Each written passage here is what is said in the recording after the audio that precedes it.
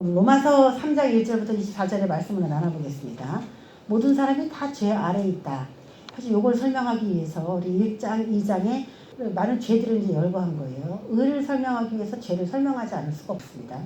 그래서 5장까지는 쭉 계속 하나님의 의와 인간의 죄를 저질렀기 때문에 하나님의 그 의로우신 어떤 한 행위가 필요하다. 죄인을 구원하기 위한 하나님의 어떤 행위, 그것을 옳다. 의라고 얘기한다 했어요. 그래서 5장까지 이게 쭉 갈 거예요. 그래서 하나님의 의를 이렇게 감춰놓고 그거를 풀어내기 전에 왜 하나님의 의가 준비되어야만 하는가? 인간이 죄가 많아서 죄를 해결해야 되기 때문에 죄를 해결할 수 있는 방법이 인간 자체에서부터 나올 게 없기 때문에. 자, 그래서 이제 하나님의 의를 저쪽에다 따로 떼놓고 죄들을 열고 있어요. 그 중에 우리가 이제 유대인의 죄를 열고를 했죠. 유대인들은 율법을 받은 사람인데 과연 율법을 받은 저들을 죄 있다고 말할 수 있는 것인가? 그런 것이죠. 그래서 2장에서는 계속 유대인들의 죄를 우리가 다뤘고 3장 오늘 8절까지도 유대인의 죄를 다루고 있습니다. 9절부터는 이방인의 죄까지도 다루고 있어요. 유대인이나 헬라인이나 다 죄 아래 있다. 이건 유대인뿐만 아니라 헬라인인 이방인까지도 다 죄 아래 있다. 그래서 유대인뿐만 아니라 이방인들까지 다 죄 아래 있다는 선언을 이미 마친 그런 이야기 가운데 뒤에 가면 19절 뒤에 20절 후반부의 이야기를 보면은 이제 칭의라고 하는 너를 의롭다고 불러줄게, 칭해줄게 그거죠. 의롭다고 하나님이 여겨주는 거. 그 칭의가 드디어 이제 나오기 시작하는데 이 칭의라는 용어 자체는 없습니다. 하나님의 의라고 나오는데 그것을 우리는 이제 의롭다고 칭해주겠다, 여겨주겠다 이런 얘기를 이제 두 글자로 칭의라고 부르기 시작한 거예요. 그래서 이 말이 성경에 칭의가 없다 해서 칭의가 없는 건 아니라는 거예요. 뜻을 우리가 압축해서 부르기 위해서 만든 단어이기 때문에 성경에 분명히 있습니다. 그래서 오늘 3장 1절부터 8절까지 유대인들이 말씀을 받았지만 그들이 죄가 없느냐? 죄가 있다. 이걸 2장에 쭉 뒤를 이어서 설명을 해주는 부분입니다. 자, 오늘 3장 1절에 보면은 그런즉 우리가 2장에서 봤듯이 율법을 받고 할례도 받고 그리고 의를 행하지 않았어. 율법대로 행하지 않았어. 그러면 그건 무할례가 된다. 이렇게 얘기했어요. 그래서 할례를 받고 율법을 받은 게 중요한 게 아니라 받았고 할례를 했으면은 행해라. 행동이 달라져야 된다. 이런 얘기를 2장에서 쭉 나열을 했습니다.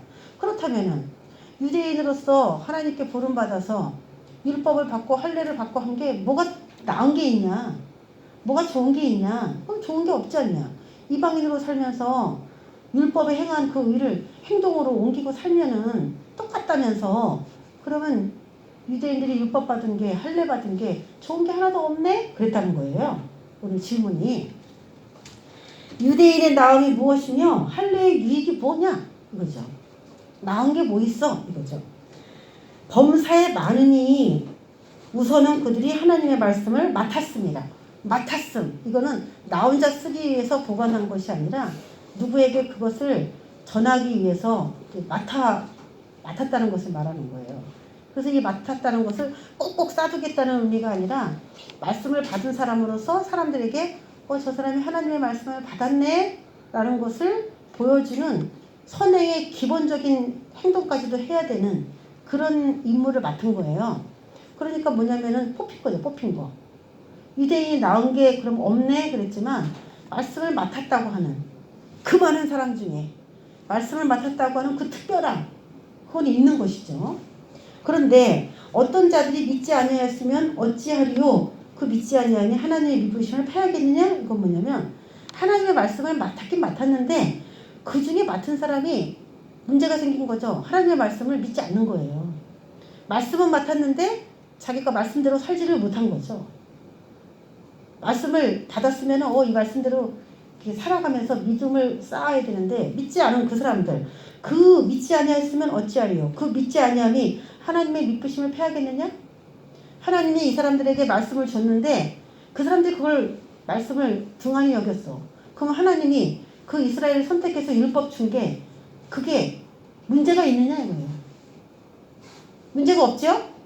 그 사람들이 그 말씀을 받은 건 특별한 대우인데 그 특별한 대우를 받은 사람들이 그걸 실천하지 않았다고 해서 하나님에게 문제가 있는 건 아니다. 여전히 그들에게 특별한 사명을 준 것이죠. 그럴 수 없다 이렇게 얘기하는 거예요. 하나님의 미쁘심을 패하겠느냐, 하나님의 뭐 신실하심을 없는 걸로 하겠느냐 이건데 그럴 수 없지 않냐. 하나님은 여전히 그들을 선택하신 거예요. 특별한 사람들이라고 인정을 받은 거예요. 사람은 다 거짓되되 오직 하나님은 참되시다 할지어다. 그러면서 하나님은 참되시다. 하나님이 그들을 선택한 것도 참되신 것이다 이거죠. 자, 유대인의 나은 점을 정리를 해보자면은 하나님의 말씀을 맡은 거 이거 자체가 유대인이 나은 점이에요. 만약에 우리가 이제 목사님들이 하나님의 말씀을 맡았잖아요. 근데 그 목사님이 그 말씀을 순종을 안 하고 말씀대로 사는 모습을 보이지 않았어. 그래서 그 사람을 선택해서 하나님이 말씀을 준 게 잘못된 거냐?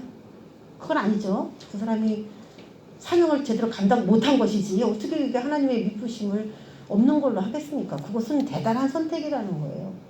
그중 믿지 않는 자가 포함되어 있다라는 거. 하나님을 불신하는 그 죄를 짓는 사람이 하나님의 말씀을 맡은 사람 중에 들어있다는 거. 그거가 하나님한테 문제가 되느냐? 그건 아니라는 겁니다. 믿지 않는 자들이 있다고 하나님의 선택의 신실하심이 무효가 될 수 없다 이 말입니다. 지금 제가 정리를 한 번 더 해드리는 거예요. 그러면서 주께서 주의 말씀에 의롭다함을 얻으시고 판단받으실 때에 이기려 하심이라. 주께서 자신의 말씀에 의롭다 하심을 얻으시고 판단받으실 때에 이기려 하심이라. 이 말이 좀 어려운 거죠. 요약하면은 주의 말씀은 옳으시고 주의 심판은 정당합니다 이거예요. 그래서 주님이 유대인들을 선택해서 주의 말씀 율법을 주고 그들에게 율법을 안 지키면 거기에 따른 심판을 하시는 그 방법대로 해야지 되는 것이지 준 것 자체가 문제가 되는 것은 없는 것이다. 하나님은 신실하다. 하나님이 하시는 일은 항상 옳다 이거예요. 그러니까 이제 또 하나의 의견을 제시하는데 사람은 참 그런 것 같아요. 내가 오늘 이 로마서를 읽으면서 자기가 뭔가 잘못했으면은 내가 왜 하나님의 의도대로 살지 않고 이렇게 잘못했지 이렇게 생각을 해야 되는데 그러면은 하나님이 이렇게 생각하셨는데 우리가 이렇게 했으니까 내가 그때 잘했네 이러면서 뭔가 이렇게 둘러대려고 하고요. 말장난을 하려고 하는 속성들이 많은 것 같아요. 사람들에게. 오늘 이렇게 얘기를 하면은 그래 하나님이 유대인들에게 말씀을 준 거는 의로우신데 그 사람들이 말씀을 행하지 않은 거 그게 문제지. 그래 그게 문제야. 이렇게 하고 넘어가야 되는데 하나님은 항상 옳으신 분인데 그 옳으신 걸 인간이 이용하고 100% 순종하지 못하는 거 그게 문제지 하나님께 무슨 문제가 있겠어. 이렇게 하면 이제 더 이상 논쟁이 끝나야 돼요. 원래 여기서는. 그런데 그들은 한 단계 더 나가서 또 딴 질문을 하는 거예요. 뭐냐 5절에 우리 불의가 하나님의 의를 드러나게 하면 무슨 말하리요. 이렇게 참 어렵지 이게. 우리가 그래서 불의하다. 하나님이 우리가 율법을 안 지켰어. 율법을 지키면 의롭다 하심을 받는데 우리가 율법을 안 지켰다 이거 유대인이. 그러면 우리의 불의가 율법을 안 지킨 불의가 하나님이 의로우신 거를 더 이렇게 드러내는 거 아니냐 이런 질문을 하는 거예요.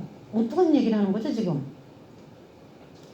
우리가 율법을 받았지만 율법을 지키지 않아서 하나님이 그 예수 그리스도라고 하는 의를 인간에게 가져왔다면은 도리어 우리가 율법을 받고 불의를 해가지고 도리어 하나님이 세우신 그 의가 더 드러나게 우리가 하나님을 도와드린 거 아니야? 이거죠.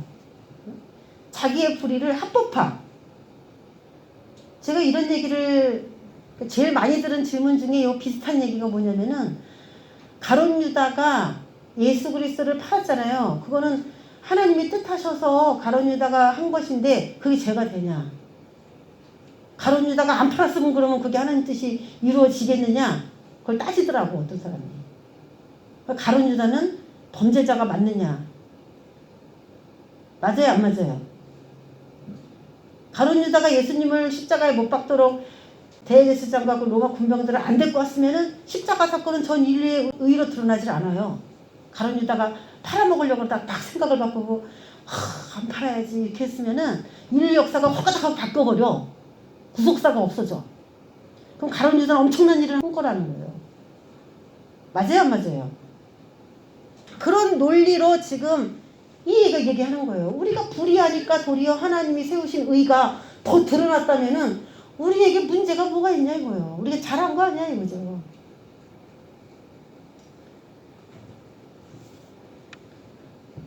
가룟 유다가 예수님을 배반하지 않았으면 하나님이 일을 못 하셨을까요? 하나님이 예수님을 아들을 십자가에 죽게 하시지를 못해가지고 인간의 죄를 구원하지 못하는 허망하게 느끼셨을까요? 그거를? 어느 누구를 통해서도 하나님은 그 일을 하시는 거고 그 악역을 누가 할 것인가? 그건 그 사람에게 비극이죠. 그 악역을 누가 해야 된다면은 그 악역을 맡길 만한 악한 사람을 하나님이 찾으셨다는 건데 가룟 유다가 색출이 된 거예요. 그래서 이거는 악인을 심판하기 위하여 예수를 팔 수밖에 없는 그 시나리오에 이 사람이 주인공 됐다는 것 자체가 비극인 겁니다. 그 사람은 예수를 십자가에 못 박을 만한 그런 마음을 가진 사람이기 때문에 하나님께서 그 사람에게 그 악역을 시킨 거예요. 또 다른 얘기로 바로 왕이 이스라엘을 막 뒤쫓아서 이스라엘 백성들이 막 홍해를 몰려가지고 홍해가 갈라져서 나왔잖아요. 그럼 바로가 잘했네? 바로가 이스라엘을 안 따라갔으면 홍해가 열렸을까요? 광야를 갔을까요? 바로 군대가 막 쫓아갔으니까 결국 이스라엘은 막 궁지에 몰려가지고 바다가 갈라지는 경험도 하고 강야로 나가는 경험도 했으면 바로 왕한테 어이구 한상짝이라도 하나씩 줘야지. 바로 왕한테. 너 진짜 대단하다. 내 백성을 그렇게 추격해가지고 어떻게 광야로 내몰았냐? 바로왕은 내 백성을 핍박하고 고통을 주는 악역으로 선정된 자이기 때문에 그는 그거에 대한 심판을 받아야 되는 겁니다. 그래도 하나님은 하나님의 일을 그 악역을 맡은 사람을 통해서 그분은 일하실 뿐이지. 그거 잘한 건 아니에요. 그게. 내 백성을 훈련하기 위하여 악역이 필요하다면 누군가를 써야 되는데 그 악역을 담당한 그 사람이 받아야 될 어떤 심판이 이미 예정되어 있는 것이죠. 그래서 우리는 악역으로 사용되면 안 되는 사람들이에요. 악역은 결코 좋은 게 아닌데 이들이 자기가 그 일을 행한 것을 합리화하기 위하여 어떤 사람이 막 간증을 합니다. 내가 과거에 이렇게 살아서 여러분 그걸 내가 회개하고 지금 제대로 된 삶을 살아가지고 여러분에게 간증합니다. 내가 만약에 옛날에 과거에 그렇게 허랑방탕하게 살지 않았으면 제가 지금 여러분에게 이걸 간증할 수 있는 이 시간이 있겠습니까? 그러면서 자기가 옛날에 허랑방탕하게 산 거를 미화시키면 어떻게 되겠어요? 그럼 회개하는 느낌이 아니에요. 자기가 앞에 안 쓰더라도 깨끗하게 살아가는 게 더 낫는 거지. 똑같은 거예요. 우리 불의가 하나님의 의를 드러나게 하면 무슨 말 하리요? 진노를 내리신 하나님이 불의하시냐? 이거죠. 쉽게 말하면 우리의 의롭지 않음이 하나님의 의를 이렇게 드러내주는 역할을 했어요. 아직 하나님의 의가 뭔지는 딱 나오지 않았지만 이 본문에서는 이제 의식을 하고 있어요. 예수 그리스도가 우리의 죄를 담당하기로 하나님이 준비해 놓으신 그 방법, 그게 하나님의 의라는 거를 이미 이제 조금 비춰서 맛은 보여줬어요. 이제 그걸 더 적극적으로 드러내기 위하여 하나님의 의와 인간의 의를 이제 비교하려고 하는 건데, 우리의 불의가 하나님의 의를 드러내었는데 질문합니다. 도리어 우리에게 벌을 내리신다면 하나님이 불의하시냐? 이거죠. 그 질문이 그거예요. 진노를 내리신 하나님이 불의하시냐? 우리에게 벌을 내리신다면 우리가 도리어 의를 드러내줬는데 하나님이 도리어 우리에게 벌을 내리신다면 하나님이 불의하시냐? 벌을 내려야 돼, 안 내려야 돼? 우리가 불의하면 벌을 내려야 돼, 안 내려야 돼? 내려야 되는 거죠. 근데 그걸 하나님이 그 불의하냐는 거예요. 벌을 내려야 되는 거지. 우리가 불의하면. 근데 마치 우리가 불의하면 하나님의 의를 드러냈기 때문에 우리를 하나님이 심판하시고 벌을 한다는 거는 그건 하나님이 잘못된 것이다. 이렇게 이제 생각하면서 말하는 그 사람들에게 하는 말이에요. 7절에 보면은 그러나 나의 거짓말로 하나님의 참되심이 더 풍성하여 그의 영광이 되었다면 어찌 내가 죄인처럼 심판을 받으리요. 다 말이 어렵죠 이게. 7절에 나의 거짓말로, 이거는 뭐냐면 어떤 사람이 예를 들어서 그 사람을 나라고 하면서 지금 얘기를 하는 거예요. 예를 들어 어떤 사람이 거짓말을 해서 하나님의 진리와 이게 비교가 되면서 하나님의 여기서 참되심이라고 얘기했는데 이건 진리라고도 번역을 할 수 있는 말이에요. 이게 하나님의 진리가 더 두드러지게 했어. 이 사람이 거짓말을 해가지고 어두운 곳에서 빛이 더 환한 거 아닙니까? 그렇죠? 그래서 어두운 역할을 한 거야. 어떤 사람이 거짓말이라는 하나님의 진리가 더욱 드러났다면 나는 잘한 것인데 왜 죄인처럼 심판을 받습니까? 이거예요. 이거. 결국은 인간이 거짓을 하지 않았기 때문에 하나님이 어쩔 수 없이 의를 드러내지도 못하고 진리를 드러내지도 못하고 하나님이 쩔쩔매시고 그런 하나님이라는 거예요. 도리어 그 거짓말과 그 불의를 행한 것을 도리어 하나님이 그 심판을 해야 되는데 그 심판을 불의하다고 할 수 있느냐? 그런 사람을 죄인처럼 심판하면 되느냐 이거죠. 심판을 해야 되는 것이죠. 자, 이렇게 논리를 하나님의 그 빛, 하나님의 그 흰색, 그 흰색을 드러내게 하기 위해서 누군가가 검정 색깔을 가지고 있어서 비교를 시켰는데 그거를 왜 나쁘다고 하느냐라고 하는 사람에게 하나님이 지금 흰색을 가지고 계시고 인간에게 그 흰색을 맡기시면은 인간은 그거를 흰색을 드러내고 나타내는 일을 해야지 검은색으로 만들어가지고 흰색을 드러내는 역순의 원리를 사용하지 말아라 이거예요.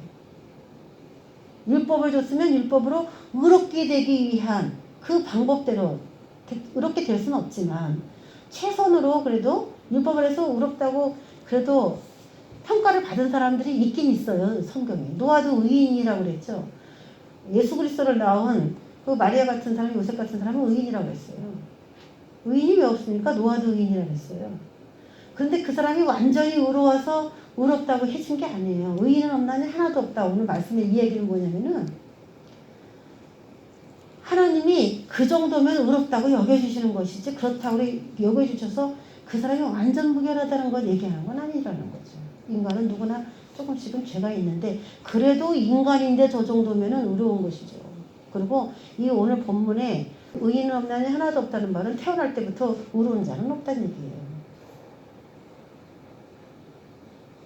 의인이 없다니까 깨끗한 사람이 하나도 없다라고 그렇게 생각하고 그러면 안 되는 거죠. 하나님이 그래도 의인이라고 그 평가를 내려준 그 사람은 있어요.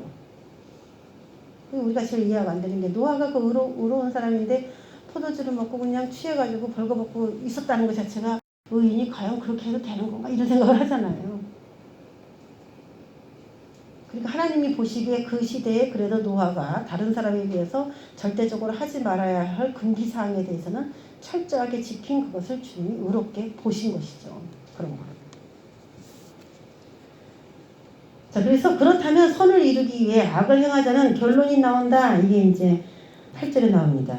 또는 그러면 선을 이루기 위해 악을 행하자 하지 않겠느냐? 근데 너희들이 이렇게 쓰는 방법은 옳지 않다라는 것이죠. 선을 이루기 위해서는 어떻게 해야 돼요? 선을 행해야 되는 거죠. 악을 행해서 선을 두드러지게 하는 어떤 사람이 범죄를 해서 뭐 10명을 죽여서 저 갔는데 저 사람에 비해서 이 사람이 의로워 이런 식으로 비교심리 그런 식으로 그 사람들이 의로워지는 거는 옳은 게 아니라는 거죠. 하나님은 모든 사람이 선을 행하고 의롭게 되기를 원하는 것이지. 그렇죠? 선을 빛나게 하기 위해서 악을 더 두드러지게 하는 그런 행위는 옳지 않은 것이죠. 선을 이루기 위하여 악을 행하자 하지 않겠느냐. 너의 논리라면은 악을 행하는 스타일로 간다. 모든 사람이. 그건 절대로 아니다.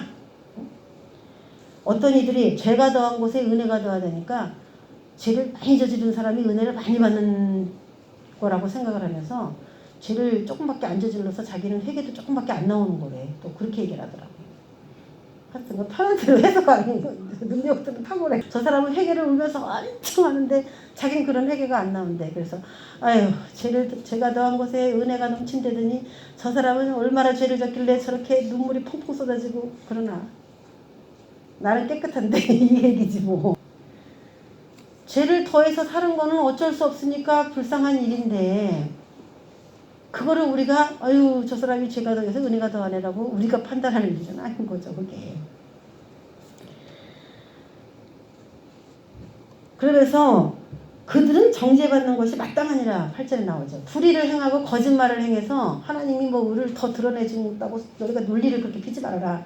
그들은 거짓말하고 불의를 했기 때문에 정죄받는 것이 마땅한 것이다. 이렇게 얘기를 하는 것이죠. 그러니까 율법을 어기고 산 사람들에 대해서 하나님의 의를 드러내기 위해서 율법을 어긴 거를 합리화하지 말아라 이거죠.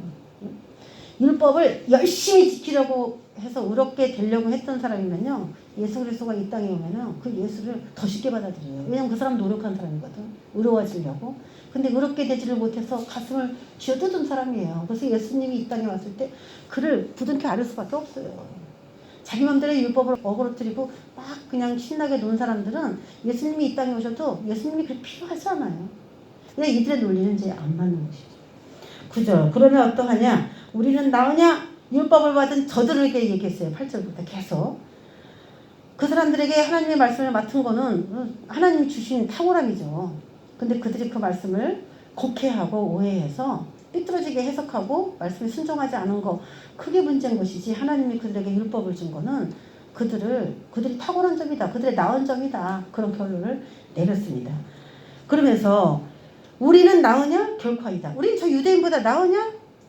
유대인이나 헬라인은 이방인 전체를 이끄는 말이에요. 하나님을 모르는 사람들. 헬라인이나 다 죄 아래 있다고 우리가 이미 선언했다. 내가 지금 유대인들에게 죄가 있다라고 지금 2장부터 3장 초반까지 계속 얘기한 이유는 헬라인들은 그냥 죄가 있어 원래부터. 근데 유대인들은 죄가 없다라고, 율법을 의롭게 됐다라고 스스로 믿기 때문에 그들이 율법으로 깨끗해지지 않았다는 것을 강조하기 위해서 내가 할 말이다. 그 결론은 율법을 받은 유대인이나 율법을 안 받은 헬라인이나 다 죄 아래 있다는 얘기를 하고 싶은 거지, 유대인이 죄를 더 졌다 그런 얘기를 하는 건 아니다. 내가 지금 하고 싶은 말은 뭐다? 모든 사람은 다 죄 아래 있다. 그래서 스스로 의롭다고 생각하는 저 사람들에게 더 내가 특별히 더 많은 얘기를 한 것이다. 이 얘기예요. 유대인이나 헬라인이나 다 죄 아래 있다고 우리가 이미 선언하였느니라 기록된 바 의인은 없나니 하나도 없으며. 이게 예수 믿었는데도 의롭게 되지 않았다, 그 얘기는 아닙니다. 이게 분명히요. 태어날 때부터 의인은 없었다. 그래서 이제 의롭게 돼야 되지 않느냐, 이제 이 얘기 하려고 그러는 거예요.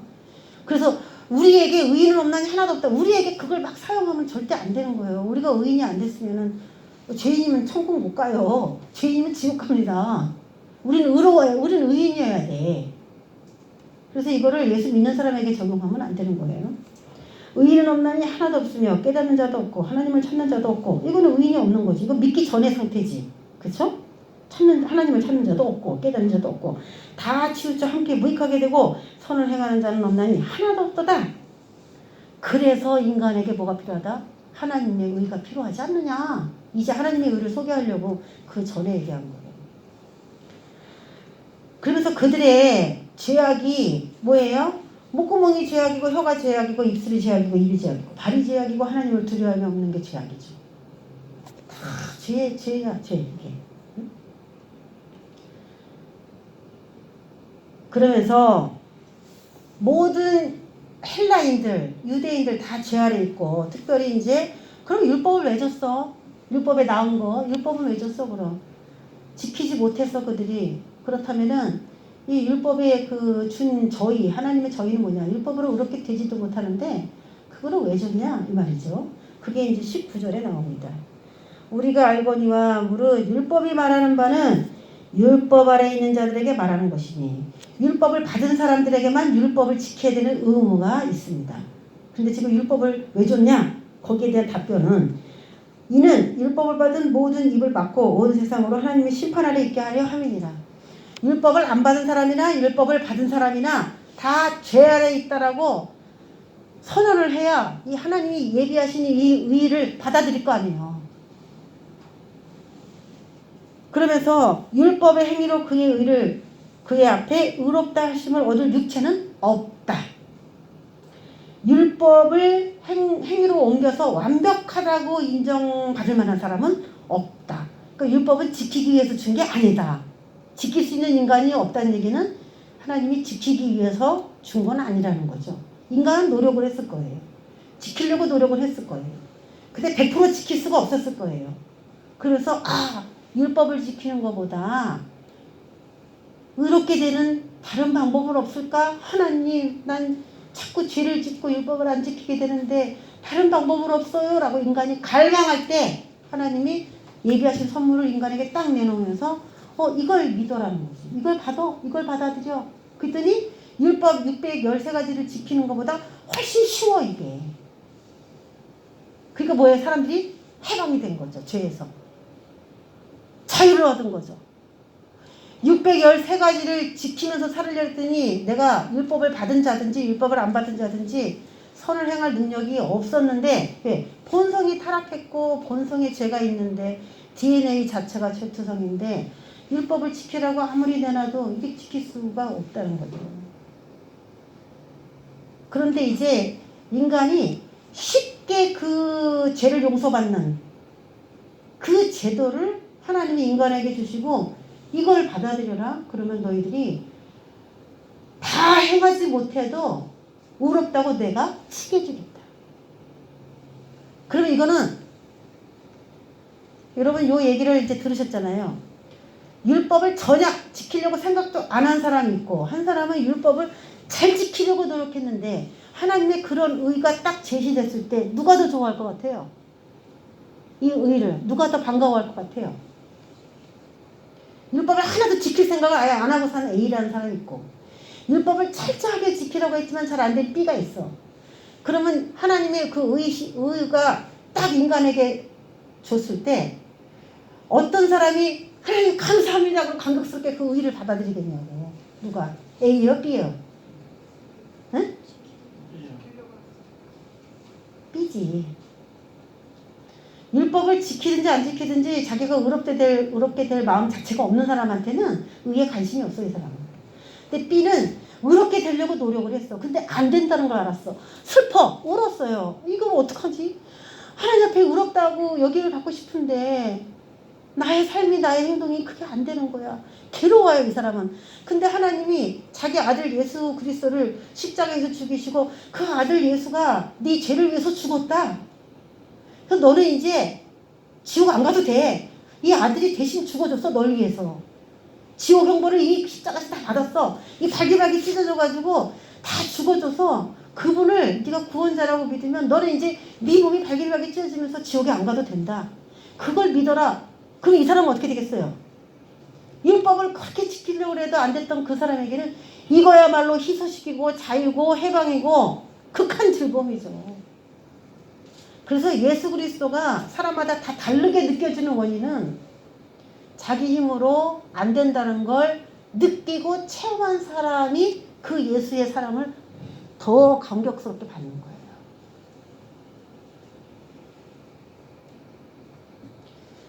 제가 덕지덕지 있는데 그걸 해결해 보려고 마음도 갖지 않은 사람에게는 예수님이 다가오셔도 관심거리가 없어요. 관심이 안 돼요.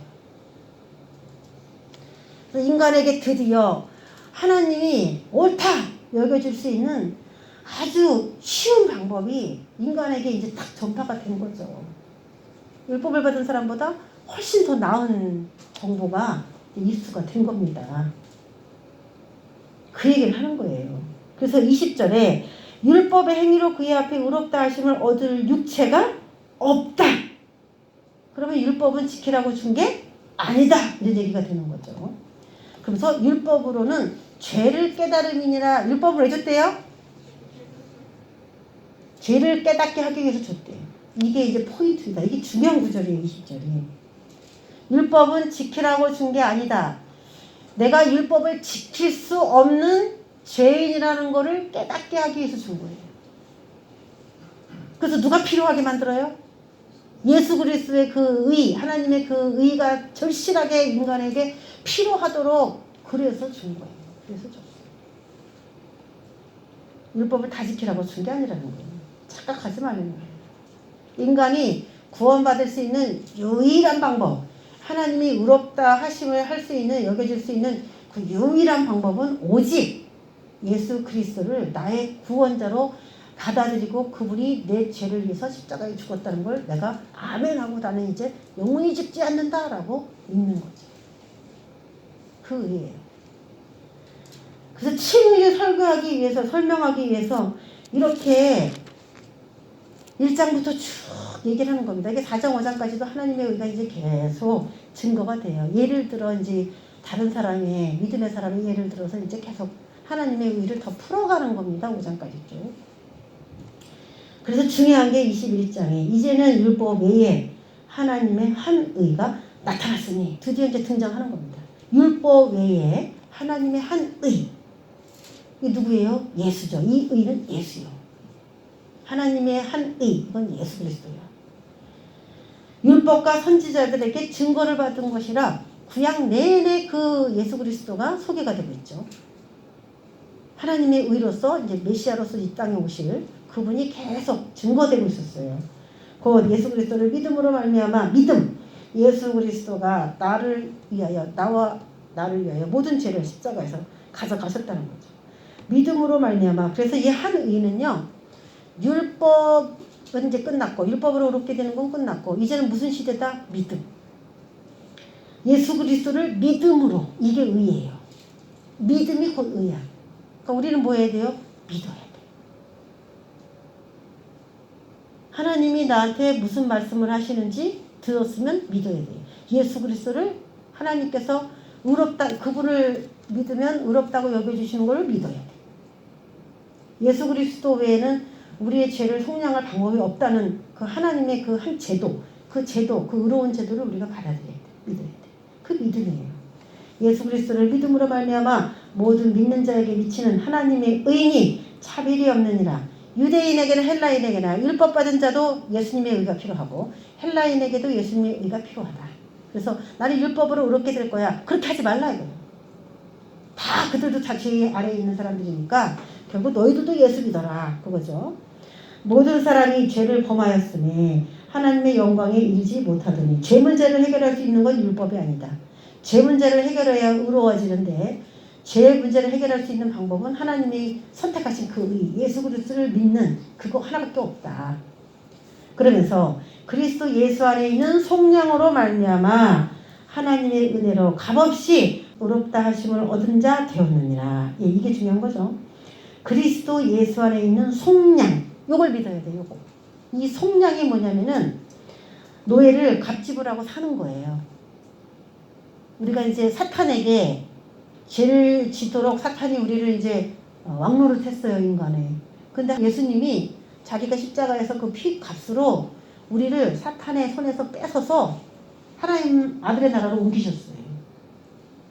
그래서 나는 이제 사탄의 소속이 아니야. 하나님의 아들의 나라의 소속이야. 하나님 나라의 소속이야. 그렇게 된 거야. 그게 뭐예요? 속량이에요. 그게. 몸값을 받고 종을 놓아주어 이제 노예가 아니라 평민이 되게 하는 거예요. 이게 바로 속량입니다. 뭐가 바뀌었어요? 신분. 그걸 믿는 거예요. 나는 이제 사탄의 종이 아니다. 나는 하늘나라의 시민권을 가진 하늘나라의 시민이 되었다. 누구 때문에? 그리스도 예수로 인하여. 내가 그 안에 들어갔기 때문에. 그리스도 예수 안에 있는 속량으로 말미암아 하나님의 은혜로 값없이 대가도 없어요. 뭘 해야 되는 것도 없어요. 율법을 600여사까지 지켜라. 그것도 없어요. 뭐 치러야 되는 것도 없어요. 그냥 하나님이 은혜로가 뭐예요? 값없이 받은 선물이야. 값없이 주는 선물. 값없이 주는 선물 감사합니다. 멜름 받으라는 거지. 그러면은 제가 있으나 없으나 너를 의롭다고 내가 여겨준다는 거예요. 예수. 내 아들을 받아들이는 그 사람에게 나는 그냥 옳다라고 여겨준다는 거예요. 그러면 누가 제일 수지 맞았는지 알아요? 사람마다 죄가 값이 다 달라. 여기 이렇게 사람이 있지만은 우리가 예수를 안 믿는 사람이었을 때 이렇게 앉아 있었다고 봅시다. 그러면 예수를 안 믿었을 때 사람마다 이렇게 앉아 있으면 죄 값이 다 다를 거 아니에요. 죄를 진 농도가 다 틀릴 거 아니에요. 어떤 사람 검정색, 어떤 사람 진회색, 어떤 사람 연한 회색. 그런 죄인들이 막 모여 있어요. 근데 하나님이 야, 내가 너희들을 이제 노예 문서 빡빡 찍고 너희들에게 자유를 선포하겠다고 노예 문서를 빡빡 찢었어. 너희 종 문서를 다 찍고 탁 너희가 자유를 선포한다 그러면 제일 수집한 사람은 누구예요? 까맣게 찢은 사람. 까맣게 찢은 사람이 제일 수집하는 거예요. 왜? 자기 노예를 노예가 해방되려면은 자기는 뭐 10,000달란트를 내야 되거든. 근데 10,000달란트는 평생 뭐 벌어도 못 갚는 달란트인데 딴 사람은 1,000달란트, 100달란트 이렇게 죄를 졌는데 나는 10,000달란트를 갚아야 돼. 근데 그걸 다 탕감해 준 거예요. 그래서 그 사람들은 하나님 앞에 더 감사하게 엎드리지 않겠느냐 그 영이. 얼마나 감사하겠어요. 근데 그 사람이 10,000달란트를 빚을 졌다라고 죄를 졌다라고 해도 그 사람 혼자 진 죄가 아니거든요. 그게. 그 사람의 그 영 속에는 대대로 흘러내려온 조상들의 죄까지도 그 DNA에 꽉 들어있기 때문에 10,000달란트가 나온 거야. 그렇기 때문에 그 회개의 눈물과 거기에 대한 감격과 감사에는 자신이 지은 죄뿐만 아니라 조상들의 죄까지도 주님 앞에 참회하는 엄청난 회개의 눈물이 그 안에 들어있는 겁니다. 하나님을 반대한 그 폐역무도한 죄가 사람의 영 속에 골고리 박혀있는데 그거를 사면을 해준다고 했을 때 내 영이 그 사면의 그 감격은 내가 잘 모르겠지만 우린 노예로 살아본 적이 없어서 내가 너를 노예에서 해방해준다고 해도 노예에서 살아본 적이 없잖아요 우리가. 그래서 그게 뭐 감독이 그렇게 막 안 와. 그런데 영적인 체험을 할 때에 그 감격이 있어요 그 사람에게. 이 사면이라고 하는 그 감격이 있어요. 왠지 모를 눈물이 그냥 하염없이 흐르는 왜 나는지도 몰라. 근데 그게 나와 이렇게 그냥 입에서는 감사합니다 그것만 나오고 이게 도대체 뭘까? 하나님의 은혜로 값없이 의롭다 하심을 받았기 때문에. 그래서 저는 이제 여러 가지 성령 체험도 하고 예수를 믿고 그런 이제 시간을 10년을 지내고 나서 제가 제일 이 하나님의 은혜로 값없이 의롭다 하심을 받았다 이 느낌을 제일 처음 받은 게 아마 예수 믿고 10년 정도 됐을 때예요. 그전에는 이론적으로 내가 사면을 받았고 내가 이제 예수의 이름으로 이제 의롭다 하심 받았구나. 그냥 이론적으로는 목사님을 통해서도 듣고 알고 뭐 꿈으로도 꾸고 뭐 그 정도였어요. 방언도 하고 성령 체험도 하고 다 했죠. 근데 한 10년이 딱 지나고 난 다음에 내게 새로운 성령 체험이 딱 왔을 때 나는 그때 처음으로 하나님께 그 값없이 의롭다 하심을 받았다는 그 감격이 무엇인지를 아주 자세하게 체험을 했어요. 그때 하나님께서 나에게 정말 은혜로 주신 찬양이 너는 내 아들이라 내가 너를 낳았도다. 그전에도 많이 불렀고 은혜로 들었던 찬양이었어요. 근데 그 딱 10년이 되는 그 어느 그 시점에 너는 내 아들이라 오늘날 내가 너를 낳았도다. 그 찬양만 하면은 그렇게 눈물이 나는데 그 전에도 그 찬양할 때 눈물이 난 적이 있었어요. 10년 전에도. 근데 이번에는 뭐가 다르냐면 진짜 하나님 안에서 내가 다시 태어난 하나님의 그 인정, 너는 내 아들이라고 하는 하나님이 직접 나에게 말해주는, 아버지가 그 애를 보면서 직접 불러주는 노래, 내 영이 그걸 감지하고 감격스럽더라고. 엄청 감격스럽더라고. 그 전에 기도원에서 엄청 많이도 부르고 은혜도 됐었는데 그거 하고는 진짜 완전히 또 달라. 이거는 오늘날 내가 너를 낳았도다. 그 낳았도다가 굉장히 아버지의 사랑, 그 부모의 그 친밀함, 내가 그분의 자녀로서 그 관계가 너무나 가깝게 느껴지는, 계속 그 찬양이 나오면 그렇게 감격스러웠어요. 나는 그게 그때 처음으로 하나님의 은혜로 내가 값없이 의롭다 하심을 받았다고 하는 이 지식에서 벗어나 실제가 되었구나라는 생각이 들었어요. 암기가 아니에요. 지식도 아니고 누가 나한테 학습해준 그런 효과가 있는 게 아니었어요. 진짜 나는 이제 값없이 의롭다 하심을 받았고 그분 안에 다시 태어난 존재로서 내가 다시 시작하게 됐다라는 확신이 확 왔어요. 그래서 이 똑같은 찬양이고 똑같은 체험인 것 같지만 이게 더 깊어지고 더 그분의 사랑을 더 진하게 느낄 수 있는 그런 계기들이 많이 있다는 걸 이제 아는 거죠. 그게 진정 칭의가 아닐까. 내 인생에 있어. 그때가 진짜 칭의가 아닐까라는 생각을 제가 합니다. 그 예수 믿고 딱 10년 됐을 때. 우리는 태어날 때부터 이제 하나님의 자녀가 아니라 사탄의 종으로 태어났습니다. 그래서 우리는 예수 그리스도를 이제 알게 됐고 그분이 우리에게 이제 속량이라고 하는 자유를 선포해 줬다고 하는 사실을 이제 그분 안에서 새롭게 배웠어요. 그래서 그것에 대해서 감사하고 하나님 정말 감사합니다. 우리가 사탄의 자녀로 계속 있었다면은 우리가 미래가 어떻게 됐을까? 그런 거를 마음속 깊이 새기면서 정말 진정한 값없이 의롭다 하시면 얻은 그 은혜를 다시 한번 새겨보면서 오늘 기도하는 저와 여러분 되시기를 주의 이름으로 축원합니다. 기도하겠습니다. 하나님 아버지 감사합니다. 값없이 내가 율법 13가지 지켜서가 아니라 내가 어떤 일을 한 적이 없는데 하나님이 그 아들을 죽여주신 거 그거를 네가 믿는다면 그걸 받아들인다면 난 너에게 죄를 묻지 않겠다. 네가 죄가 있지만 난 너를 그냥 옳다라고 여겨줄게라는 이 단순한 그 믿음 그것도 믿지 못해서 의심하고 하는 나약한 우리를 불쌍히 여기시고 정말 내가 주님 앞에 의롭다 하심을 받은 자라면 하나님 그 감격 있는 자녀로서의 삶으로 자유라고 하는 해방이라고 하는 그 느낌을 느낄 수 있도록 역사해 주시옵소서.